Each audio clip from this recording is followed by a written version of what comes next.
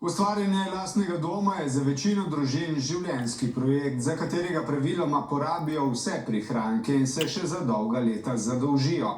Je hitra in okoljsko trajnostna montažna gradnja boljša od zidane gradnje. Zlasti med mladimi so montažne hiše vse bolj priljubljene, toda obe vrsti gradnje imata tako svoje prednosti kot omejitve. Tega včeraj še ni bilo. Ne, tega včeraj še ni bilo, pravzaprav še pred 2 urami tega ni bilo. Pri montažni hiši se stvari dosti hitreje odvijajo in moraš plačati vse. Mi smo tukaj gradimo že poleti bo 2 let in se stroški lepo razporedijo. Kakšne pa so cene gradnje, so montažne hiše dražje od klasično zidanih? Kakšna je hitrost gradnje, življenjska doba, popoplavna sanacija? V rubriki 24 ur inšpektor tudi prikaz postavljanja montažne hiše. Od tal do strešne konstrukcije v samo 2 dneh. Ne zamudite že čez nekaj minut.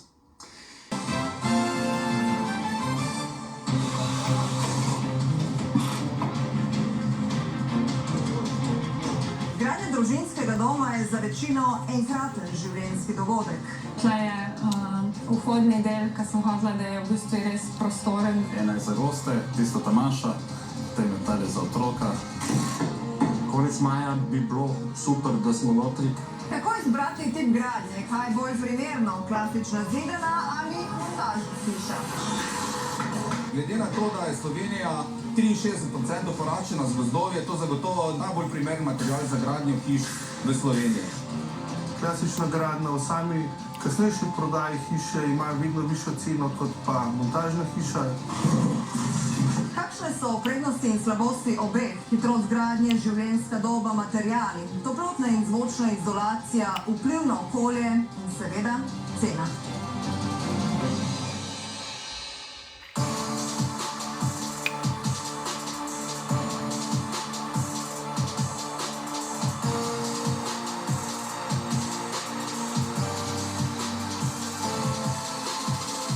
Kakšen je občutek, ko ste prišli v svoji hiši? Odličen. Tukaj bo dnevni prostor z utilitijem in kabinetom. Na sredini bo kuhinja oziroma jedilnica, na koncu pa kuhinja. 140 kvadratnih metrov velika montažna hiša, tlorisno prilagojena željam Predraga in njegove partnerke. V svojem novem domu je prvič. Tega včeraj še ni bilo. Ne, tega včeraj še ni bilo, pravzaprav še pred 2 urami tega ni bilo. Imamo pa stene, katere se pa lahko dijačijo proč, da se nota reši instalacije. V resnici so vse stene lesene, Ja. samo oblečene so. Les kot naravni material ponuja drugačno, prijetnejšo izkušnjo bivanja, gradnja bolj trajnostna, izvedba dovršena. Prednosti montažne gradnje našteva Melanija Korošec, predstavnica največjega ponudnika montažnih hiš pri nas. V Sloveniji ta trenutek zraste toliko lesa, da lahko vsak dan postavi 60 podobnih objektov, kot je tale za nami. Je to slovenski les? V večji meri da, pride preko avstrijskih žag, ampak za slovenskim poreklom. Hiša, ki jo gledate, je bila do strešne konstrukcije postavljena v zgolj 2 dneh. To je na največjih prednosti, ki jo je videl tudi Predrag. Kajti poznam tudi par primerov, kateri so šli po tem cegu, pa se je kar vleklo in vleklo in vleklo. Parcelo, na kateri stoji hiša, sta kupila pred nekaj leti. Odločitev za vrsto gradnje ni bila takojšnja. Najprej sta zbrala ponudbe, šele nato je padla odločitev.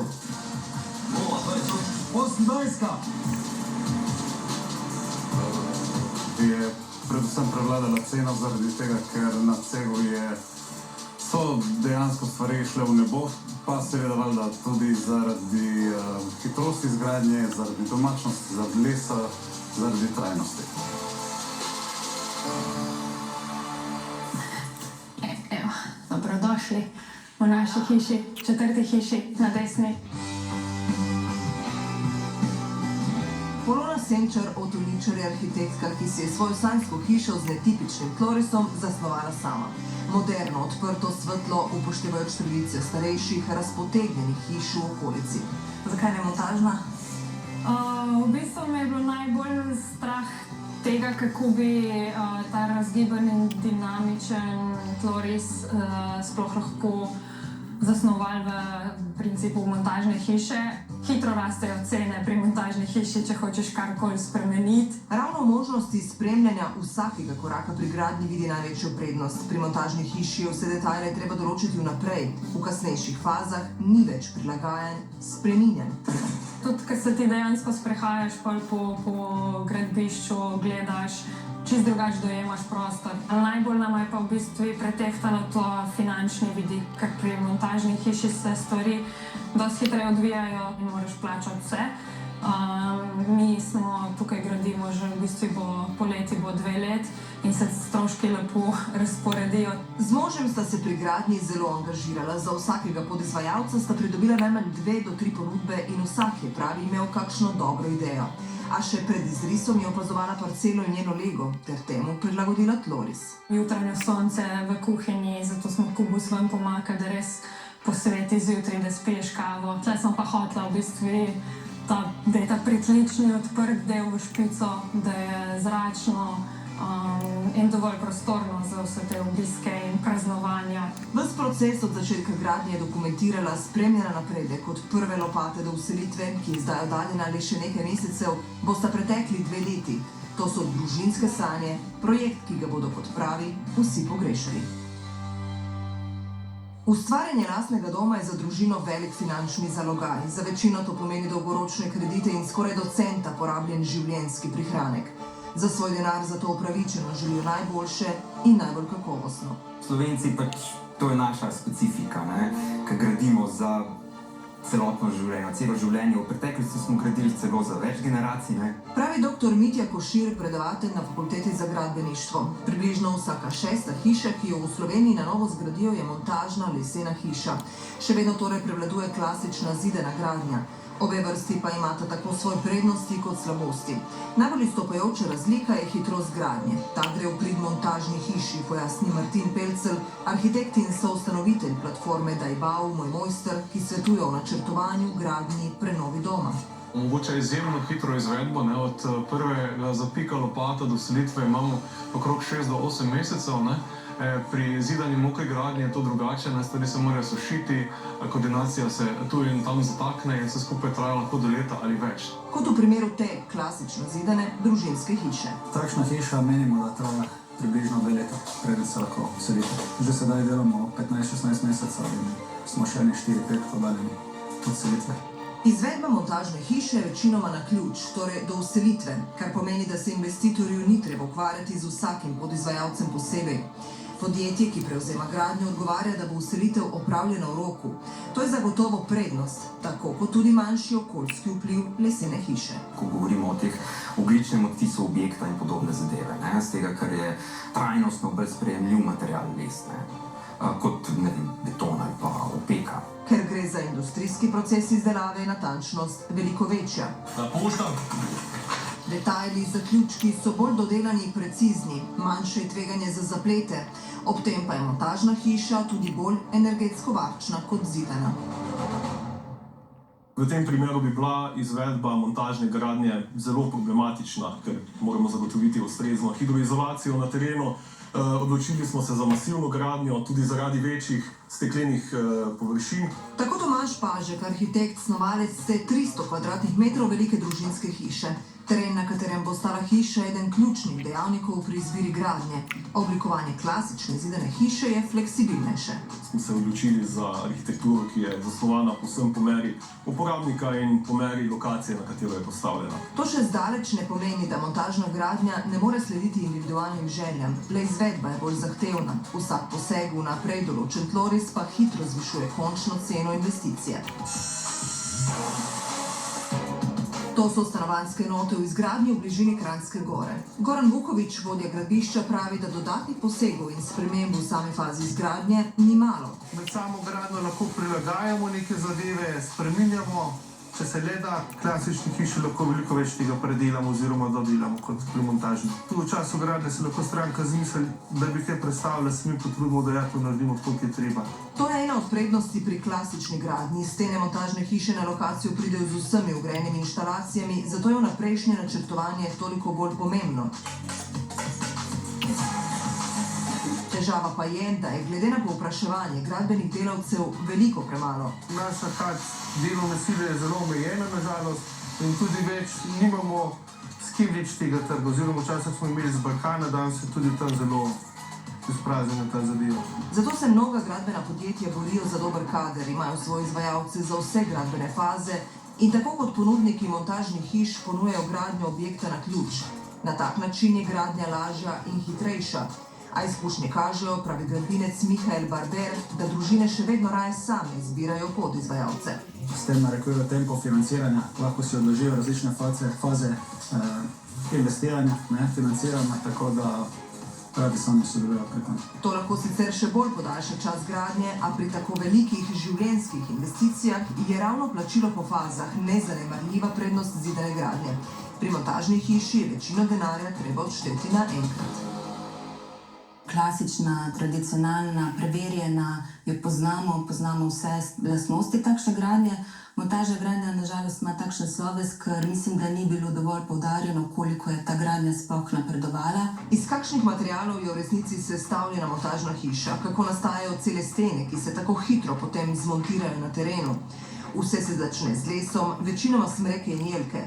Za povprečno družinsko hišo ga, že rezanega in obdelanega, porabijo od 20 do 25 kubičnih metrov. Tukaj je skladiščen sušen les, je pa nekaj tudi surovega lesa, ki ga sami posušimo v naših sušilnicah in seveda potem tudi predelamo. Stroji delajo izjemno natančno, podatke za razrez pridobijo direktno iz izdelanega projekta, možnost napak je zato minimalna.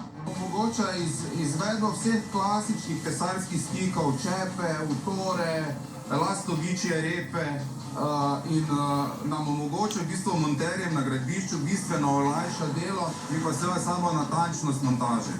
Sestavijo tudi ostrešje. Iz že pripravljenih lesenih delov pa izdelajo zunanjo steno hiše.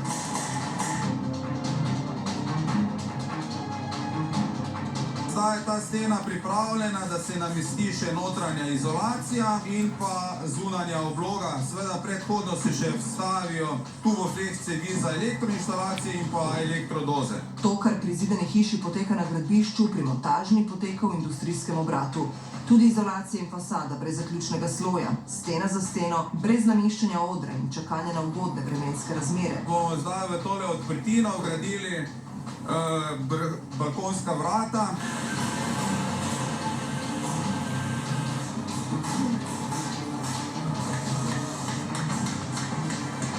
Taka zunanja stena hiše je že skoraj pripravljena za montažo.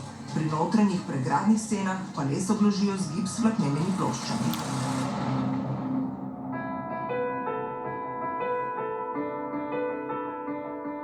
Nisem kolegov imel med vrsto gradnje, niti pri ponudbi izvajalca oziroma ponudnika montažne hiše, tako da ja, to je bila kar trdna, sicer bom rekel momentalno odločitev, ki je tudi obstala. Barbaro in Bineta ločile še nekaj mesecev, preden bo ta hiša postala družinski dom. Pred enim letom so pridobili gradbeno dovoljenje, 3-nadstropna hiša pa že stoji. Ravno to je prevladalo pri odločitvi o vrsti gradnje. Da ne bi to gradil nekako do odhoda otrok v srednjo šolo ali pa morda že na faks. Montažno je seveda možno zgraditi tudi večje, večstanovanjske objekte, hotele, a so, pojasnjujejo arhitekti in gradbeni inženirji, pri tem večje tudi omejitve. Treba poudariti, da je tu seveda ta gradnja še malce bolj zahtevna, malce bolj kompleksna. Zaradi tega pri nas še nimamo toliko izučenih izvajalcev, le par. In se zaradi tega tudi kakšni naročniki ne odločajo za tako gradnjo, ker pač predstavlja v tem malce večjo težavo pri sami izvedbi. Za nadzidavo starejše hiše je montažna gradnja zelo dobrodošla, pravi, saj veliko lažje in statično gledano ustreznejša. In še ena zanimivost, notranje stene montažnih hiš so tanjše, na račun česar lahko pridobimo do 10% več notranje površine. Veliko investitorjev, ki gradijo vrstne hiše, stanovanjske dvojčke za trg, se odloča za montažno gradnjo predvsem iz tega vidika, da dosežejo večjo uporabno površino glede na zunanji gabarit objekta. Večje kvadrature, ki je posledica tanjših sten, seveda ne moremo pretočiti v še eno dodatno sobo. Je pa pri vrtoglavo visokih cenah stanovanjskih objektov na trgu računica investitorjev za vsak dodatni kvadratni meter jasna.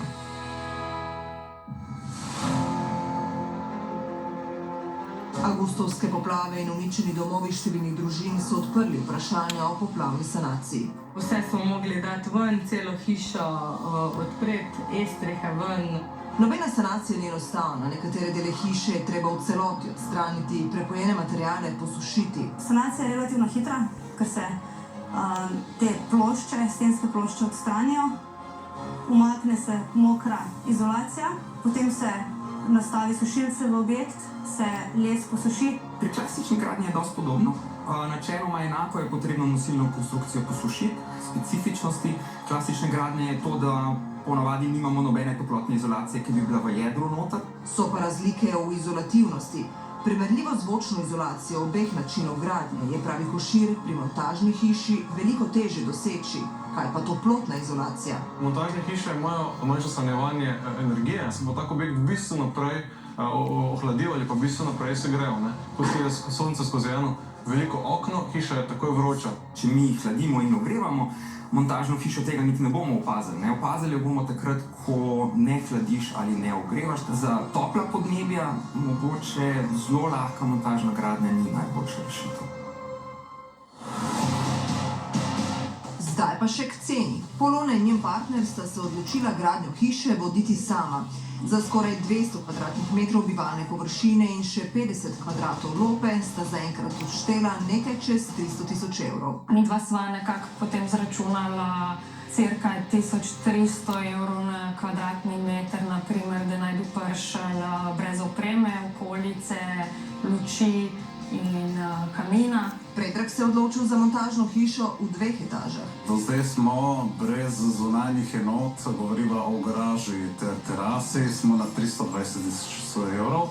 Oba pa računata na še 50 tisočakov za ureditev detajlov in okolice. Cena montažne hiše ne vključuje izkopa in temeljne plošče. To je strošek, ki ga, če se odločate za montažno gradnjo, morate dodatno prišteti. Barbara in Bine sta za 3-nadstropno hišo odštela skoraj 300 tisoč evrov.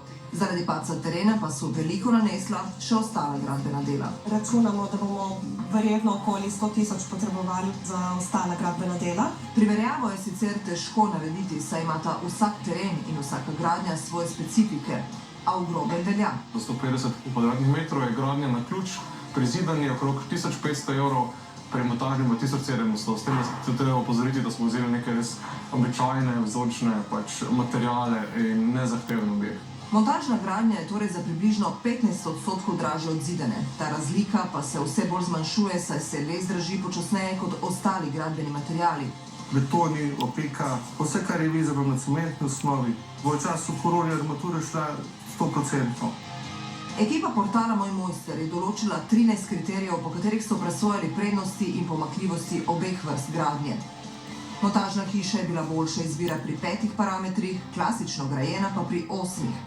A pozor, obe gradnji sta po mnenju stroke zelo dobri in razlike med njima so majhne. Če imate malo časa in če nimate želje sodelovati in se aktivno vključevati v samo gradnjo, potem se odločite za montažno hišo. Če pa imate več časa in želite unikaten objekt narejen povsem po vaših željah, potem pa je morda boljša odločitev masivna gradnja. Polona, ki si je sama izrisala hišo, vsak dan opazovala lego parcele, spremljala premikanje sonca in pihanje vetra, v tem uživa.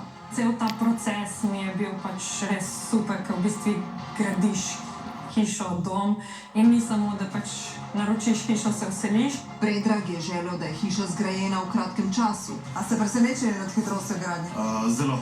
Barbari pa vtehta, da se jima ni treba ukvarjati z gradbenimi dovoljenji, dokumentacijo, podizvajalci. Je tudi lažje, imamo eno osebo, na katerega se obrnemo, kar se tiče vseh del.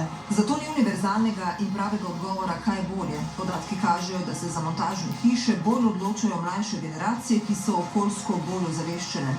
Starejši pa se še vedno bolj nagibajo k klasični zidani gradnji. Pri končni odločitvi pa vedno prevladajo osebne prioritete in želje, kakšen dom si želimo, ter kakšna so naša finančna sredstva in čas, ki ga imamo na razpolago.